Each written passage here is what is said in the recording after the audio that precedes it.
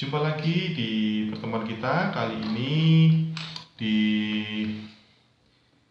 mata pelajaran PPKN untuk paket B, modul tema 14 ya. Eh, Judulnya di sini adalah tunduk pada negara.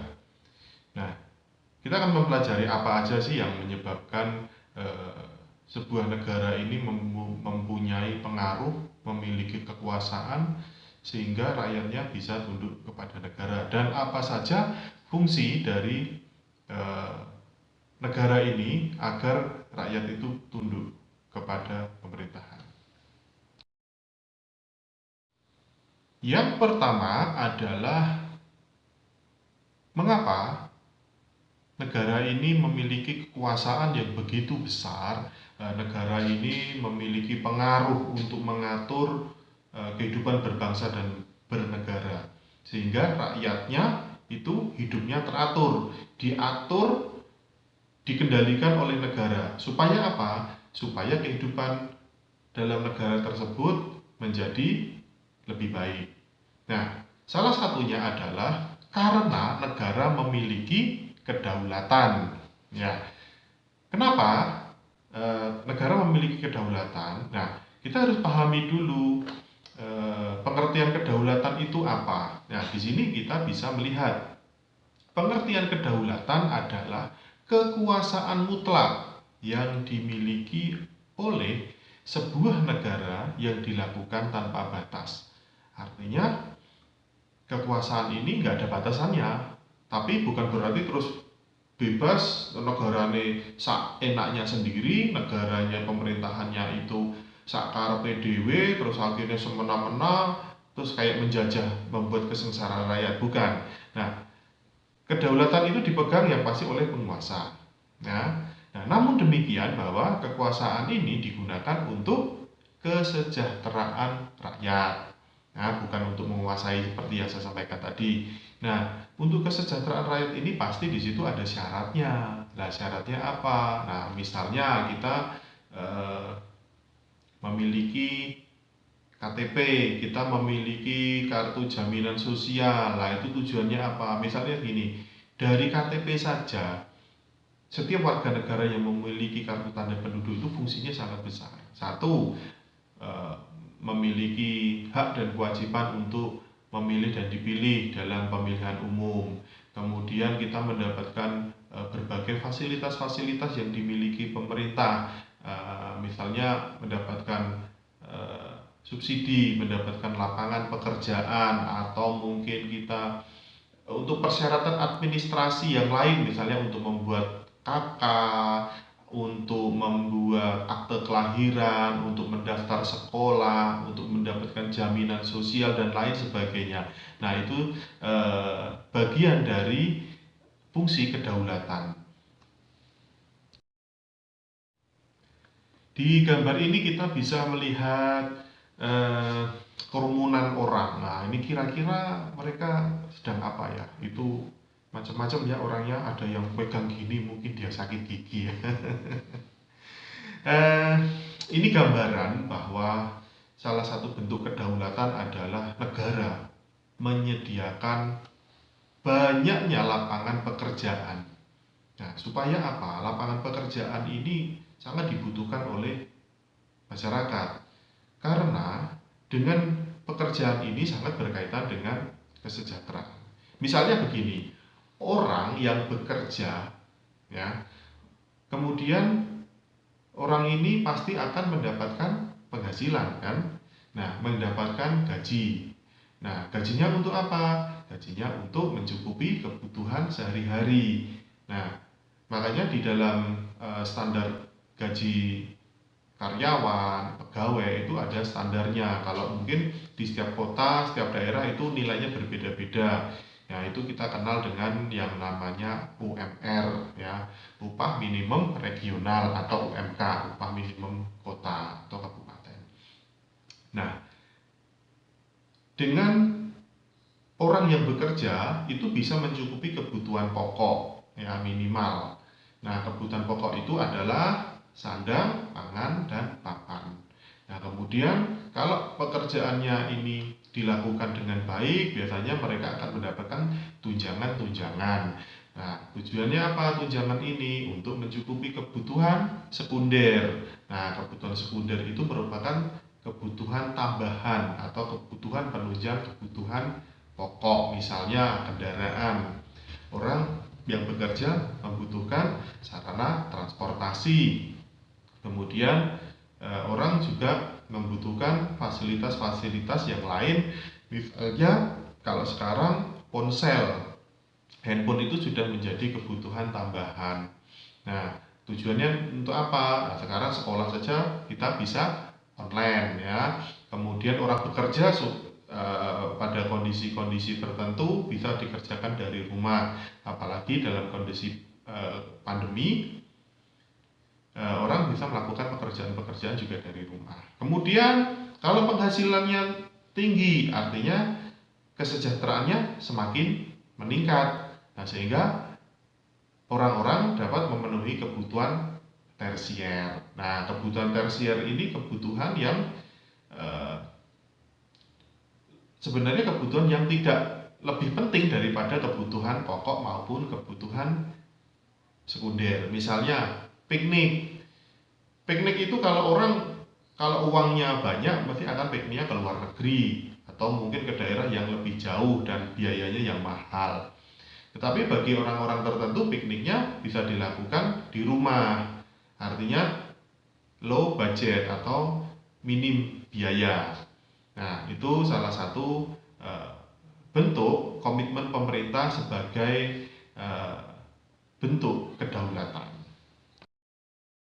Di sini kita juga akan melihat gambar kerumunan orang ya yang bawa kendaraan ya yang sedang ngantri bahan bakar. Nah, kira-kira fenomenanya apa ini?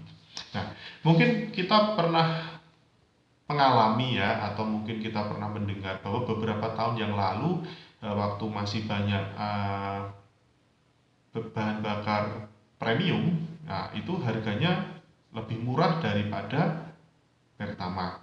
Nah, kenapa demikian? Karena premium itu mendapatkan subsidi dari pemerintah, makanya kita membelinya dengan harga murah. Meskipun untuk saat ini agak jarang kita temui yang namanya premium. Bisa jadi subsidi yang diberikan dari pemerintah ini banyak di berbagai sektor. Misalnya kalau di sektor pertanian ada subsidi pupuk, kemudian di sektor pendidikan ada beasiswa-beasiswa. Makanya kan kalau sekolah di sekolah negeri itu kan gratis ya, eh, apa namanya, tidak ditarik biaya karena mereka mendapatkan subsidi. Bisa jadi ada yang kita dengar PIP itu ya, program Indonesia Pintar. Bahkan ini beasiswa juga diberikan kepada para mahasiswa. Hampir semua sektor mendapatkan eh, dorongan subsidi dari pemerintah. Dan juga kita sering mendengar bantuan sembako gratis ya, itu juga ada subsidi dari pemerintah, termasuk LPG yang warna hijau itu kan harganya lebih murah daripada yang warna pink atau yang warna biru. Nah, karena apa? Nah, mendapatkan subsidi, kita tetap membeli tetapi harganya lebih murah. Nah, subsidi itu bentuknya bagaimana sih? Misalnya begini, tabung gas LPG itu kita beli harga kurang lebih 18 sampai 20 ribu kan. Nah, sebenarnya harganya itu bukan segitu. Misalnya bisa jadi itu harganya 25.000 atau 30.000. Tapi pemerintah memberikan subsidi sekian persen itu supaya masyarakat mampu membeli dengan harga yang lebih murah. Nah, biasanya dengan adanya subsidi itu ditulisi hanya untuk rakyat miskin atau mungkin hanya orang-orang dari golongan masyarakat menengah ke bawah yang boleh menggunakan barang-barang yang sifatnya subsidi. Nah, namun demikian kadang-kadang yang terjadi di lapangan orang yang kaya pun juga makainya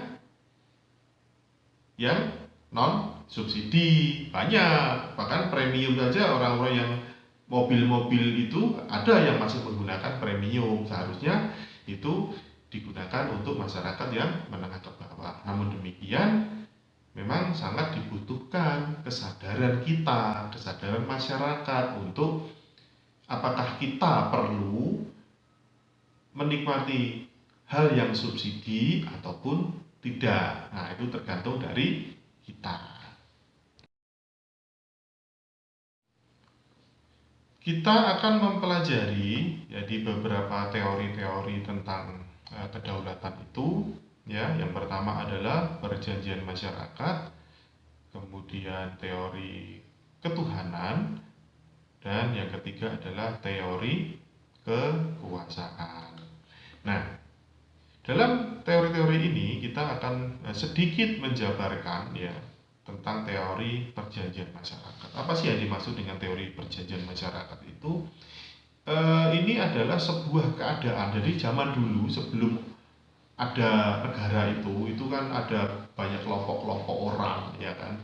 Mereka belum memiliki negara, mereka belum memiliki sebuah kedaulatan. Misalnya sebelum Indonesia merdeka pun juga masih ada kerajaan-kerajaan, dan sebelum adanya kerajaan-kerajaan itu adalah kelompok masyarakat. Nah, sehingga keadaan yang sedemikian ini dinamakan keadaan yang alamiah, ya.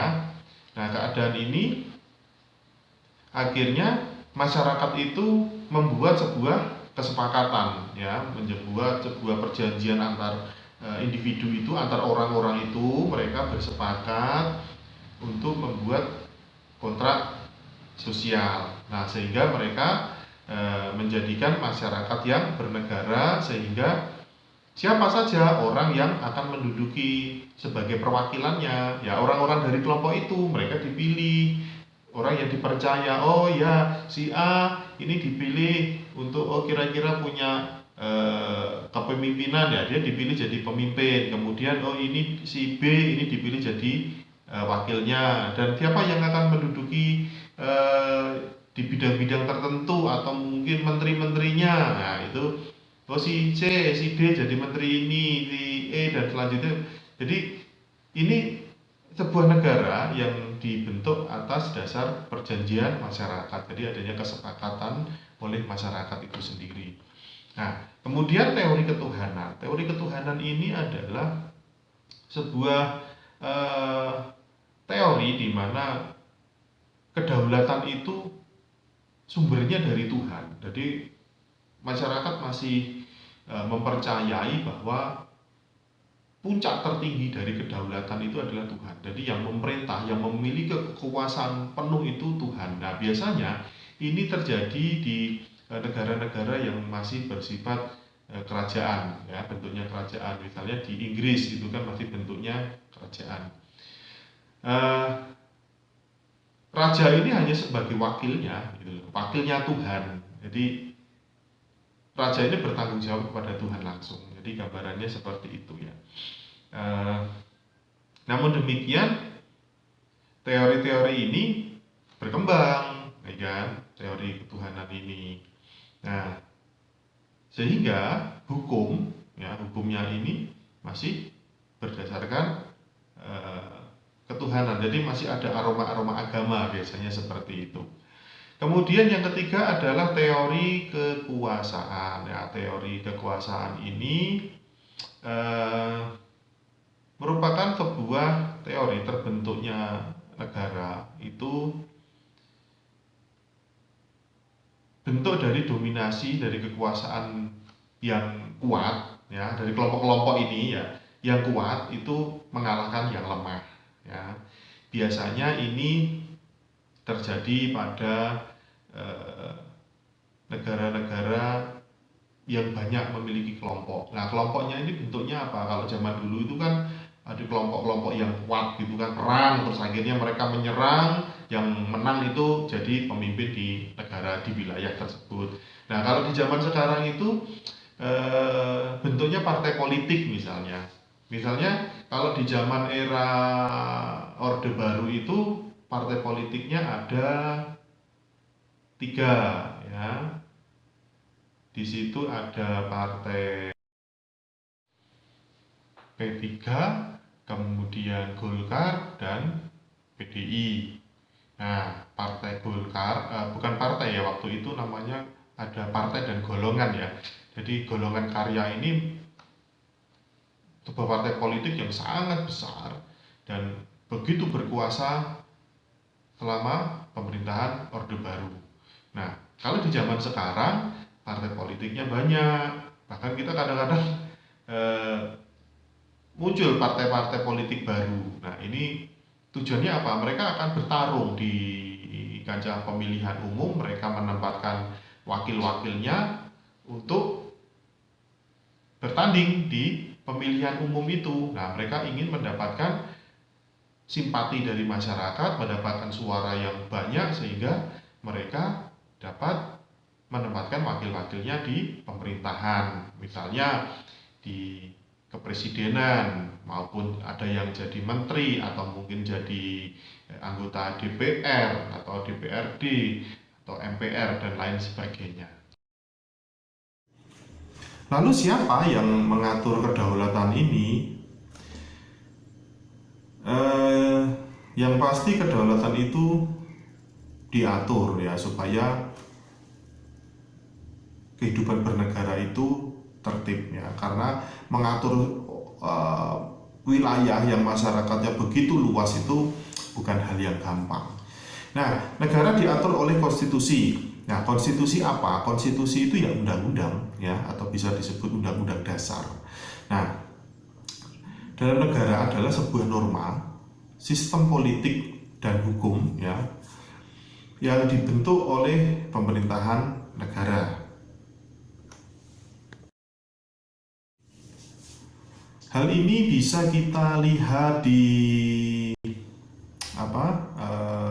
alinea 3 dan 4 ya, pembukaan UUD 1945. Kita ingat ya, kalau waktu dulu kita pernah ikut upacara itu kan ada yang membaca Pancasila, ada yang membaca pembukaan undang-undang itu yang bunyinya pembukaan Undang-Undang Dasar Negara Republik Indonesia, itu ya, ingat ya. Nah, itu ada lagi di UUD 1945 pasal 1 ayat 2 di mana berisi tentang kedaulatan berada di tangan rakyat dan dilaksanakan menurut Undang-Undang Dasar. Artinya bahwa kedaulatan itu ya ada di tangan rakyat, terus bukan rakyat semuanya yang berdaulat, tapi pasti dengan menempatkan wakil-wakilnya di pemerintahan. Kemudian ada pasal 1 ayat 1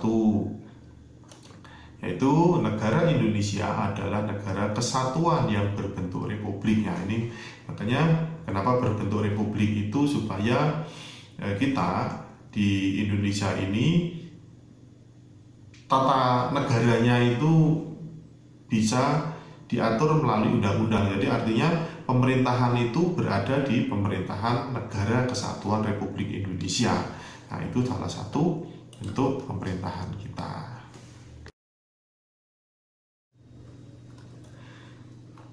Praktik kedaulatan di Indonesia ini jelas-jelas sudah dituliskan di pembukaan Undang-Undang Dasar, kemudian ada di Undang-Undang Dasar 1945.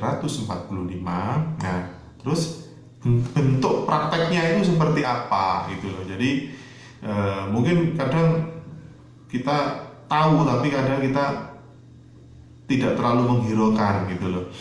Misalnya begini, praktek kedaulatan negara Republik Indonesia ya itu sangat jelas bahwa didasarkan Undang-Undang Dasar ya Republik Indonesia tahun 1945 adalah kedaulatan rakyat ya.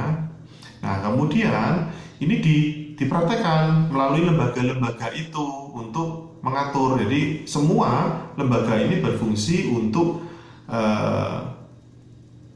mengatur di tiap bidang-bidangnya. Ada yang sebagai eksekutornya, ada sebagai controllingnya yang mengawasi gitu ya. Kemudian ada yang merancang nanti ya. Nanti kita akan kupas sedikit.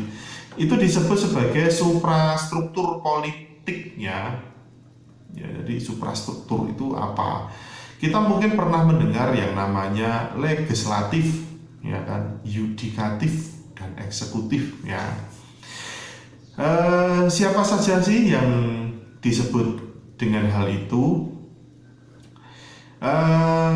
Nama-nama lembaga, misalnya di sini kita bisa melihat ya Majelis Permusyawaratan Rakyat atau MPR itu, nah mereka tugasnya apa, kemudian presiden itu tugasnya apa, kemudian DPR ya, ada DPR, ada DPD, itu tugasnya apa. Ya kita pelajari ya satu persatu. Ada MPR ya, kita pelajari dulu. MPR itu Majelis Permusyawaratan Rakyat ya, tugasnya adalah bersidang sedikitnya sekali dalam 5 tahun, kemudian mengubah dan menetapkan undang-undang dasar, melantik dan memberhentikan presiden maupun wakil presiden, dan masih banyak lagi. Kemudian DPR ya, DPR ini berfungsi sebagai membentuk undang-undang ya. Kemudian DPR itu juga sebagai alat kontrol, yaitu mempunyai hak mengajukan pertanyaan, menyampaikan usul pendapat, kemudian serta hak imunitas, kemudian mempunyai hak interpelasi, hak angket, dan hak menyatakan pendapat, karena DPR itu sebagai wakil rakyat. Jadi bukan rakyat terus langsung protes ke pemerintahannya, tetapi ada wakil-wakilnya itu yang menyampaikan. Kemudian ada DPD juga ya, DPD itu fungsinya adalah mengajukan kepada DPR ya sebuah rancangan undang-undang yang berkaitan dengan otonomi daerah. Kemudian ada presiden. Presiden ini adalah pemegang kekuasaan pemerintah ya. Kemudian tugasnya adalah memegang jabatan selama 5 tahun dan sesudahnya dapat dipilih kembali ya, untuk 1 kali masa jabatan.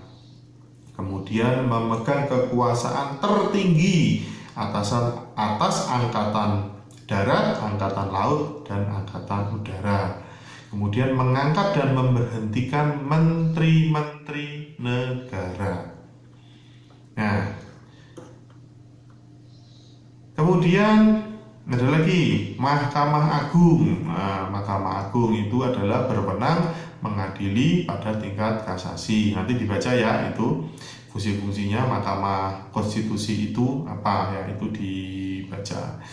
Nah, suprastruktur politik yang berdasarkan undang-undang itu gitu loh, seperti BPK, Komisi Yudisial, KPU, Bank Sentral, dan lain sebagainya, itu juga terdapat dalam Undang-Undang Dasar Republik 1945, Republik Indonesia maksud saya. Nah, bagaimana terus bentuk-bentuk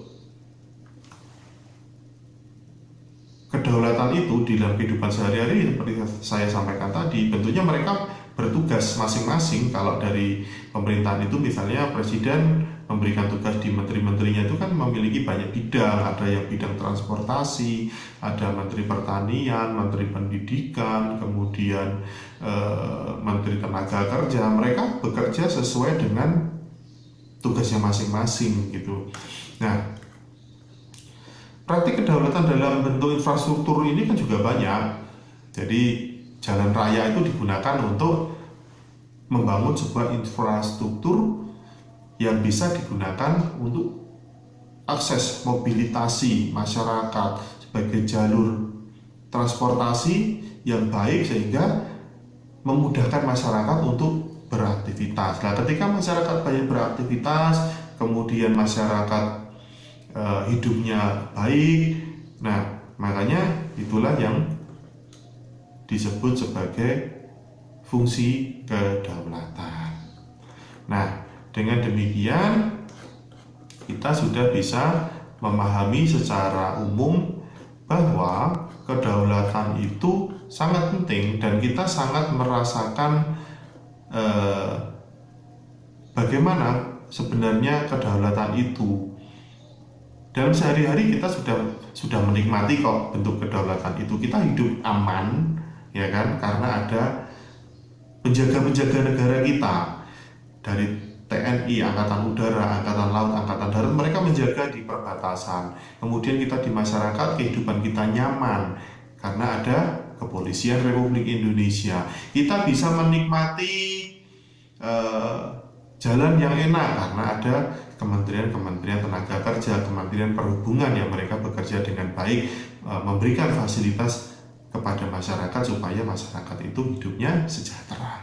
Nah, dengan demikian pasti dibutuhkan konsekuensi dari masyarakat untuk tetap mendapatkan berbagai bentuk kedaulatan itu. Misalnya masyarakat juga wajib untuk membayar pajak. Makanya ada pajak kendaraan, ada pajak pembelian, ada pajak penjualan, dan lain sebagainya. Kemudian masyarakat juga dituntut untuk tetap ikut merawat, ikut berpartisipasi dalam menentukan jalannya lembaga negara ini untuk berjalan lebih baik. Misalnya apa? Ikut dalam kegiatan pemilu.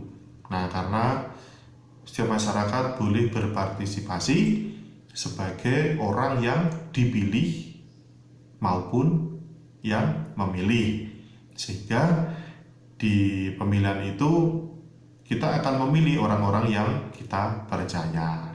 Makanya kan sekarang banyak calon legislatif yang ingin berlomba untuk menduduki kursi pemerintahan yang bertujuan untuk menjadi wakil dari rakyat, ya, yang digunakan untuk menjalankan sebuah kedaulatan. Ya, demikian materi PPKN kali ini, sehingga kita tahu bahwa ketika semuanya ini terbentuk dengan baik, terkelola dengan baik, maka masyarakat atau warga negara itu akan menjadi warga negara yang tunduk kepada negara, tetapi negara juga akan memberikan jaminan kesejahteraan untuk masyarakat Indonesia. Terima kasih, kita sampai ketemu lagi di materi selanjutnya. Tetap semangat untuk belajar, jangan menyerah. Kalau ada pertanyaan-pertanyaan bisa menghubungi melalui aplikasi ataupun ke